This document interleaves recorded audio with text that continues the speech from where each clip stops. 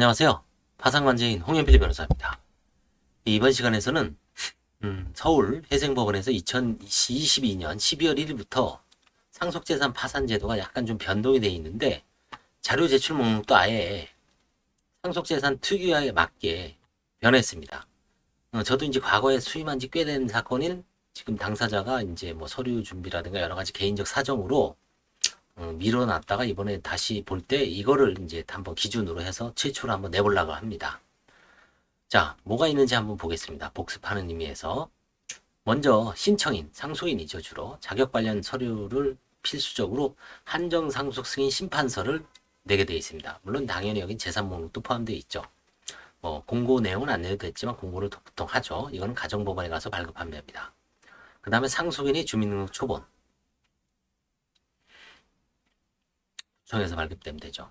그 다음에 상속인의 인감증명. 상속인 인감증명이 필요한 거는 가정사건, 특히 상속 포기, 한정승인, 상속재산 파산에서는 인감증명이 인감도장으로 그 사람이 진위를 내가 진짜 상속 포기를 하는지 한정승인 하는지 의사를 법원에다가 변호사 선임할 때 인감도장을 찍게 돼 있습니다. 그 영향인 것 같습니다. 인감증명서를 첨부해서 인감도장을 위임장이나 이런 데다가 찍어야 되겠죠. 피상속인의 인적사항 관련 서류. 이거는 이제 폐쇄, 사망을 하면 폐쇄가 되죠. 돌아가신 분의 폐쇄 가족관계 등록에 따른 기본증명서하고 또 상세증명서. 이거를 구분해서 기본증명서, 상세증명서. 그 다음에 돌아가신 분의 말소된 주민등록 등본, 말소자 초본. 이거는 이제 등본은 누구하고 함께 살았는지 가족을 다 나오고 초본은 이제 그 당시에 그분만 나오고 이것도 말소자 초본도 이제 여기 사망일자가 나오죠. 구청에 가시면 됩니다. 이 네 가지는 4, 5, 6, 7.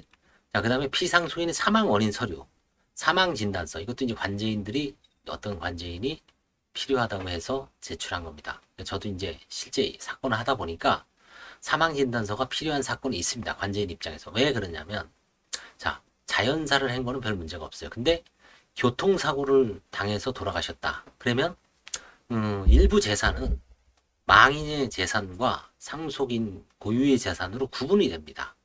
대표적인 게 예를 들어서 손해 3분설에 따라서 망인의 위자료하고 가족의 위자료가 구분되죠. 망인의 위자료가 높겠죠, 물론. 그 다음에 일시 수익은 이제 당연히 망인의 재산으로 이제 그거는 이제 상속 재산이 됩니다. 주로 위자료가 이제 나눠지죠. 그래서 이제 교통사고로 사망했을 때는 그 교통사고로 받는 그 상속 그 교통사고 손해배상 보험금 중에 상속재산이 아닌 거를 이제 구분해내야 되고, 그 다음에 이제 뭐 범죄로 인한 피해가 간혹 있을 수도 있고요. 여러 가지 어떤 상황에 따라서 이제 상속재산의 어떤 범위가 달라질 수 있기 때문에 이 상황진단서 나름대로 이제 필요한 것 같습니다. 그 다음에 피상속인의 주거 관련 서류, 당연히 이제 돌아가신 분이 최후에 자가였는지 임대차였는지. 그 중요한 게 이번에 서울회생법원에서는 실무준칙상 돌아가신 분과 함께 생계, 가계를 같이 한 분들이 임차보증금을 면제재산 범위 내에서 보호를 해주자. 저 옛날 같으면은 뭐 옛날에도 그랬어. 옛날에도 이제 그렇게 보호를 해줬는데 다만 문제는 돌아가신 분이 독거했으면은 그 재산은 사실상 다 그 상속재산 파산관제인이 다 회수를 해서 배당을 하고 독거한 게 아니라 상속인과 같이 한번 기거했다. 그 돈을 다 환수를 하면 남아있는 유족, 뭐 배우자라든지 자녀 혹은 장애인 가족들이 생활의 공경에 빠지게 될 수도 있죠. 그런 경우에는 압류금지 재산에 유추해서 보호를 해주자. 그게 이제 서울회생법원의 12월 1일부터 공식 입장입니다. 그래서 망인 소유의 부동산. 이거는 당연히 망인 소유 부동산이면 이걸 팔아야 되겠죠. 그 다음에 임대차 계약서. 그래서 그 범위를 알 수 있죠. 만약에 뭐 8천만 원이 있다 그러면 5천만 원까지 봐주고 3천만 원만 한가를 한다는 얘기죠. 그 다음에 이제 망인, 돌아가신 분의 재산 및 소득 관련 서류. 그렇죠. 이거에 따라서 이제 범위가, 재산 범위가 달라지죠. 피상속인에 대한 지방세 세목별 과세증명서에 과거 3년, 모든 세목, 전국 단위. 이건 다 나오죠. 전국에 어떻게 부동산이 되어 있는지. 요까지는 일반 망인, 돌아가신 생전 파산하고 크게 차이는 없고, 12번에 보시면 안심상속 원스톱 서비스 조회 결과를 자료를 제출하시오. 이거는 사망일이 속한 달의 말일부터 1년 이내에 신청이 가능합니다. 그러니까 오래됐으면은 신청을 못하죠, 이거는. 그래서 이제 여기에는 원스톱 서비스 조회는 무려 17가지가 다 나옵니다. 지방세 정보가 나옵니다. 체납액, 망인이 체납했는지, 고지세, 환급세.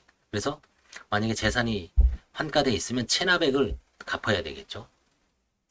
그 다음에 돌아가신 분의 자동차 정보가 나옵니다. 자동차를 소유하고 있는지, 폐차 직전인지, 가치가 있는지 없는지. 그래서 이것도 이제 되게 중요합니다. 3번 토지 정보. 그렇죠. 이건 지적전산 자료 조회가 나오죠. 토지 정보, 소유 내역. 여기 망인의 지적전산 자료 조회 없어졌죠. 이걸로 해란 얘기죠. 결국 토지 정보, 소유 내역. 그 다음에 네 번째 국세 정보, 체납액, 고지액, 환급액. 이것도 마찬가지입니다. 국세 정보가 나와야지 혹시 환가 사건에서 이거를 정확하게 낼 수가 있습니다. 금융거래 정보도 나옵니다. 은행, 보험, 투자상품 등. 여섯 번째, 국민연금 정보가 나옵니다. 가입여부 및 대여금 채무 여부, 생전에 돈을 꿨는지. 공무원 연금 정보도 나옵니다. 공무원이셨던 분은 공무원 연금 정보 나오고요. 그 다음에 사립학교 교사였던 분은, 아니면 사립학교 교수였던 분은 사학연금 정보가 나오게 되어 있습니다. 그 다음에 군인이었던 분은 군인연금 정보가 나옵니다. 국가공무원법, 공무원이죠. 그 다음에 건설근로자 퇴직공제금 정보도 나옵니다. 그 산업 현장에서 건설 근로자로서 일을 하셨던 분들이 이제 퇴직공제금 정보가 나오죠, 요즘은. 요즘 건설 현장에 가보면 다 산재, 뭐, 퇴직공제금 된다고 다 그 써붙여 있습니다. 그 다음에 건축물 정보가 나옵니다. 건물 갖고 있는지, 소유 내역. 이건 땅하고 좀 차이가 나죠. 땅 위에 건물이 있는 경우도 있지만 또 땅만 있는 경우도 있기 때문에 건축물 정보도 중요합니다. 그 다음에 대한지방행정공제에 가입 상품. 이건 아마 행정사 분들 같아요. 제가 보기엔. 행정사가 우리나라에 한 20만 정도 될 겁니다. 그 다음에 13번 군인공제. 여기 경찰공제에는 빠졌네요. 경찰공제에도 있는 것 같은데 없나요? 그 다음에 과학기술인 공제에 가입 상품 여부. 한국교직원 공제. 교직원. 이건 이제 교직원 공제에는 이제 선생님들 말하는 거죠.